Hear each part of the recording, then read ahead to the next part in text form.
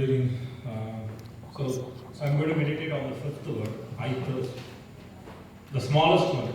So, but this is the one that I spoke, I think, 4 or 5 years back. That was the first time I spoke about. Notes all college stuff.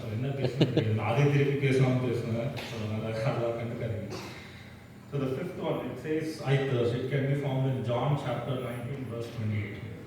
So the first thing, when we read the whole verse, it says, after this, Jesus, knowing that all was not finished, said, to fulfill the scripture, I thirst. So the first thing that we can see, which we cannot miss, is it's a fulfillment of a prophecy. As per memory, there are many words that are fulfillment of prophecies, and this was one of them. And where it can be found, right? It can be found in Psalm 69. Psalm 69, verse 21, it says, they gave me poison for food, and for my thirst, they gave me sore wine to drink. And the Psalm 69 that is written by David. People consider that as a messianic psalm. It's a prophecy about coming Messiah. And the context in David is crying out to the Lord to save him from his enemies. So that is the context of the whole psalm. And he's saying, David, I'm being persecuted by all my enemies, for which I don't deserve. I didn't deserve this. I don't deserve this chasing of all the enemies. So the whole situation, the whole context applies to Jesus very well. He was on the cross, he was taking the sin of the entire humankind, which he did not deserve. So it is a fulfillment of the prophecy. That's the first thing that we cannot miss from the verse. Now there is one interesting thing. In the 7 verse, even the previous one, my God, why have you forsaken me? I thirst. In the words from Pakumodu, Christ is quoting scriptures. In Namakandi, we have very well organized Bible, chapter, verse, cross reference, study Bible. Jesus cannot say this is Psalm 69:21. He cannot say that. So all the words that he's saying, he's actually quoting scriptures. My God, why have you forsaken me? He's saying this is fulfillment of the scripture. Same way when he's saying I thirst, he's saying this is fulfillment of scripture written about me. So we have to understand that. So that leads to a question. Did he simply say this just to fulfill scripture? Did he just say, okay, I should not leave out one part about me, I have to fulfill it before I die on the cross, I have to say this? No. He didn't say that just to fulfill the scripture. So that leads to the second part. What does it mean when he said I thirst, right? To take it in a literal context, he was thirsty. When he said I thirst, yes, he was thirsty. We have to understand that. It was a physical and a literal thirst. Why we have to take it like that? Now, we are just meditating on the words on the cross. But what are the things that he endured? All the pain and suffering that he took. Crown of thorns. It was a brutal punishment that the Romans laid on Jesus. Now, Romans are known for this. They are known for punishing people in the most brutal way. They invented this crucifixion. They take the person to a brink of death, but they don't die. Then they have to go through the suffering for hours and hours. That's how they invented this crucifixion. So he was going through a brutal punishment and he was going through an immense level of torture. And yes, it was a natural words that he's speaking there, that when he says I thirst, it was a literal thirst that he's talking about. The other thing is, thank God we don't have crucifixion today, but there are a lot of scientists who have done a lot of research to understand how crucifixion works. They wanted to understand the nitty-gritty details and what are the things that entail. One of the things they say is, the person that is crucified, they lose so much fluid, they lose so much energy. Being thirsty is one of the things that they go through as part of crucifixion. அவங்களோட அந்த பாடுகள் அனுபவிக்கிறதுல ஒரு பாடு வந்து தாகம். அந்த ஒரு பயங்கரமான ஒரு தாகத்துல தான் they will be there on the cross and finally give up their life. So when Jesus said I thirst, it was a literal and it was a physical thing that he's quoting there. Why I wanted to stress that, or why I wanted to talk about that is, as like I said, fulfillment of prophecy. And the second thing we need to understand is the physical thirst is, this is one of the words that shows the human nature of Christ. When he was on the cross, this is one of the words that show that he was fully human. Now there is no denying that he was fully God. He really did not give his life on the cross for us. Because we talk about this atonement, substitution for us, right? We use this word atonement. He went through the cross as a man so that we can impute righteousness from him. If he went through that through his divine nature, if he escaped it, then the whole message of salvation is lost. So it is very important to understand that what he endured on the cross, what he went through the cross, was as a full human. Again, this word is from John, and we read in 1 John, 2 John so much, because I know that Apostle John there was a lot of false teaching. Gnosticism, we read about Gnosticism, Gnostics and their heresy, their false teaching. Their teaching was, all matter is evil, simple. Anything that is physical, all matter is evil. So they simply denied the human nature of Jesus, saying if Jesus was man, then he was really not God. So they tried to come up with a false teaching that Jesus was not really man.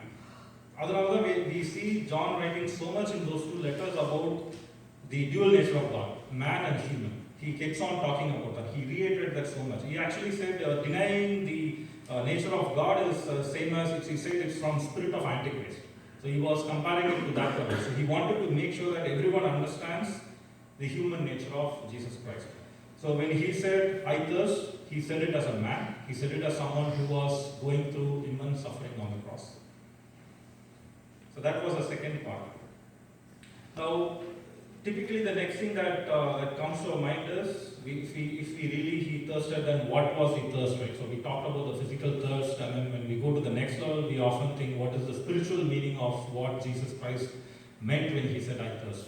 Now, he thirsted for the souls, he thirsted to go back to heaven, he thirsted to be back with the Father. We can talk about so many other things.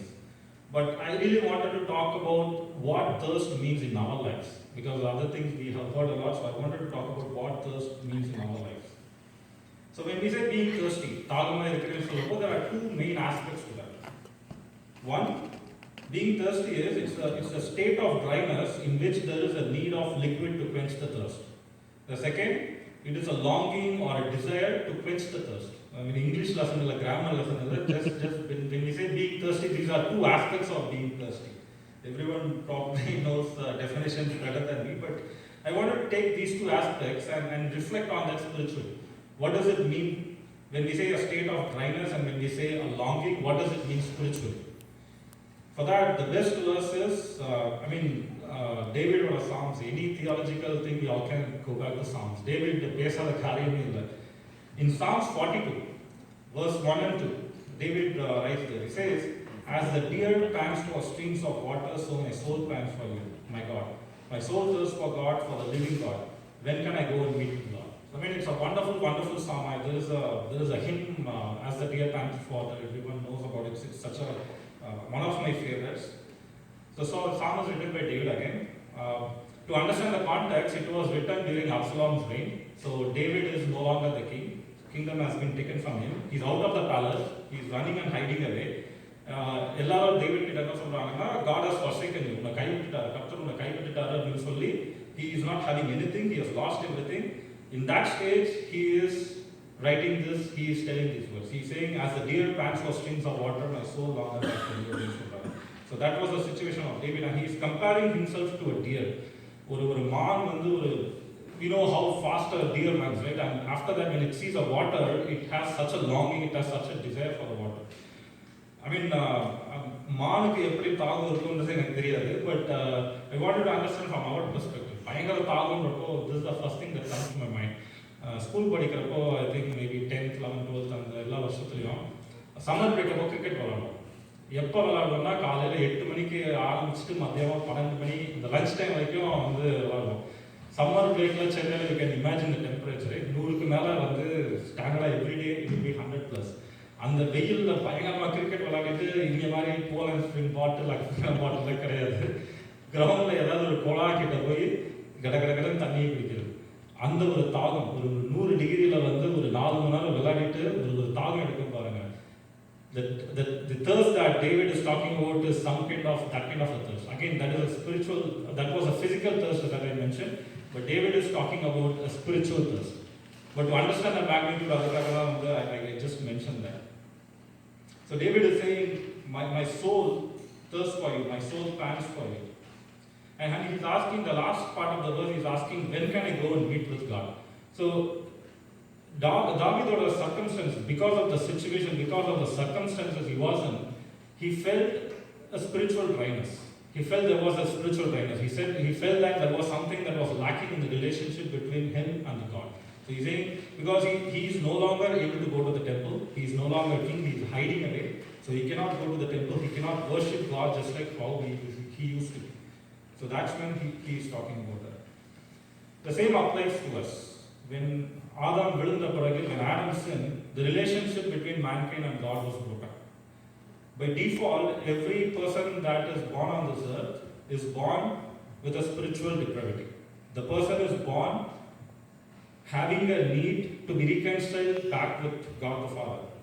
So every soul is by default in need of God. Over Atma, they are in need of God by default. And the only way to be reconciled back with God, the only way for that spiritual dryness to be resolved, the only way that thirst can be quenched is Jesus. And David understood that. That is why he is crying out to God and he's saying, my soul longeth after thee. So David understood that.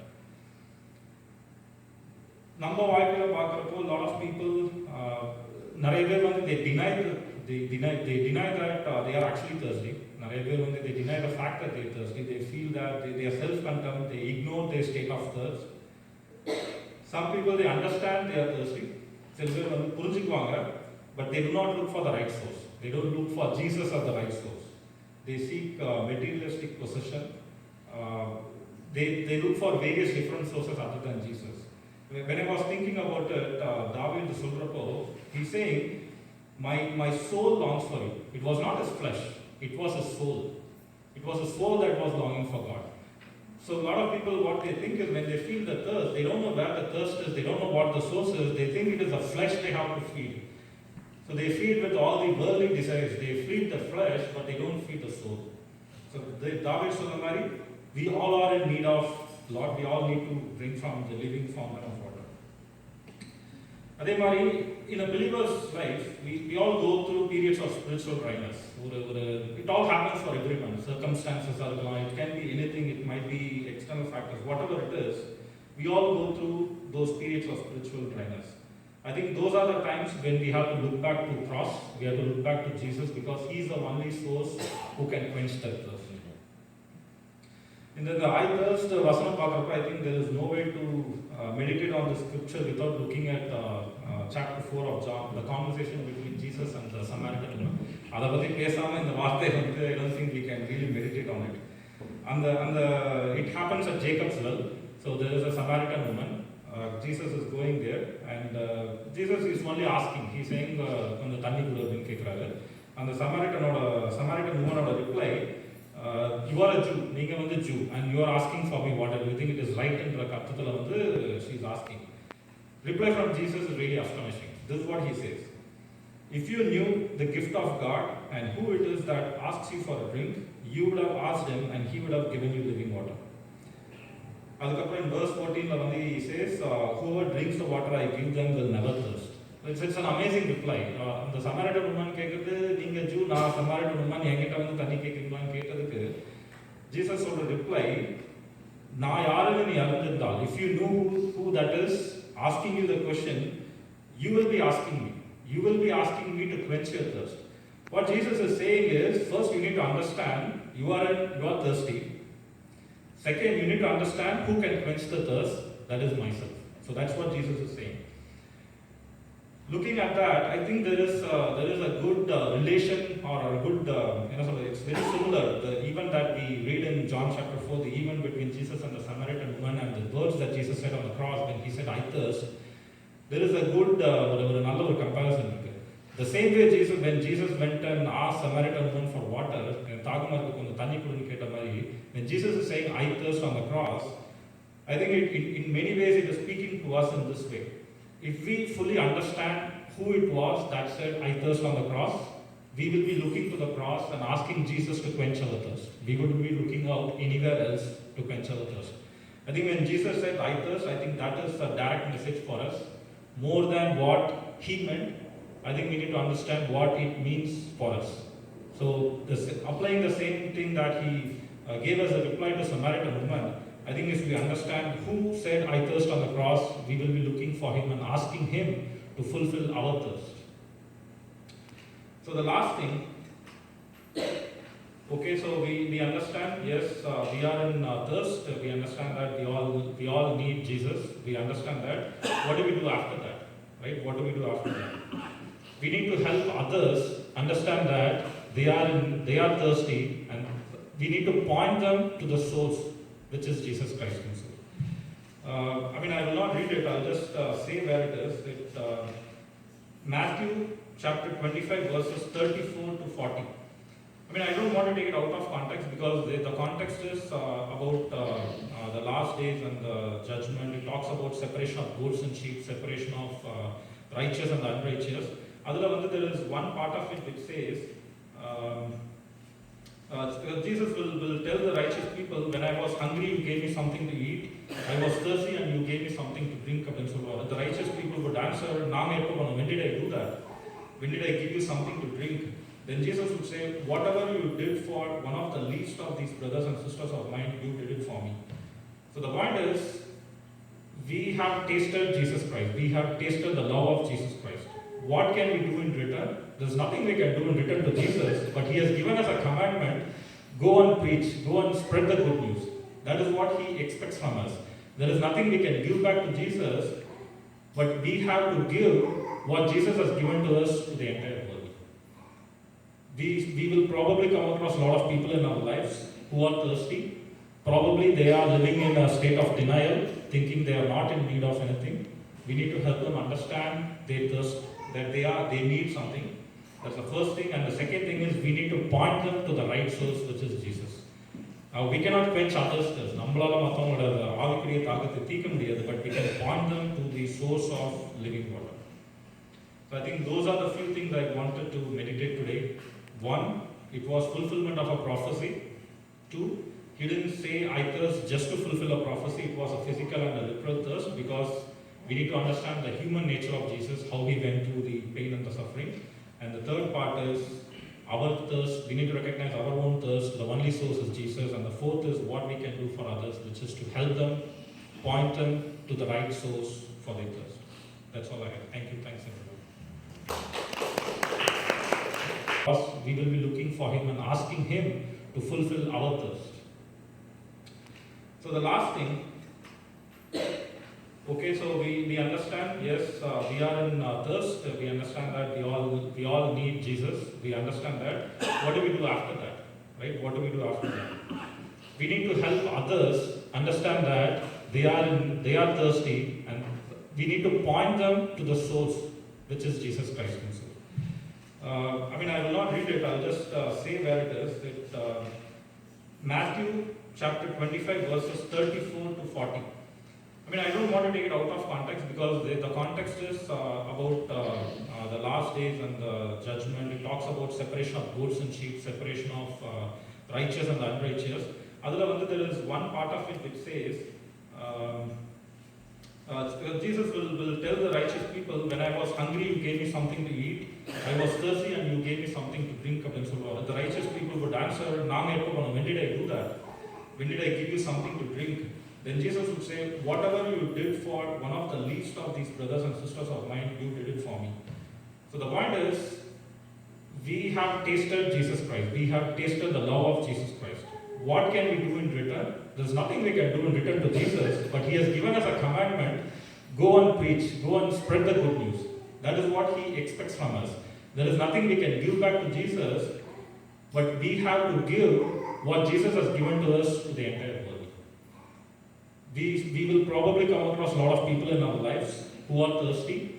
Probably they are living in a state of denial, thinking they are not in need of anything. We need to help them understand their thirst, that they need something. That's the first thing. And the second thing is, we need to point them to the right source, which is Jesus. We cannot quench others' thirst. But we can point them to the source of living water. So I think those are the few things I wanted to meditate today. One, it was fulfillment of a prophecy.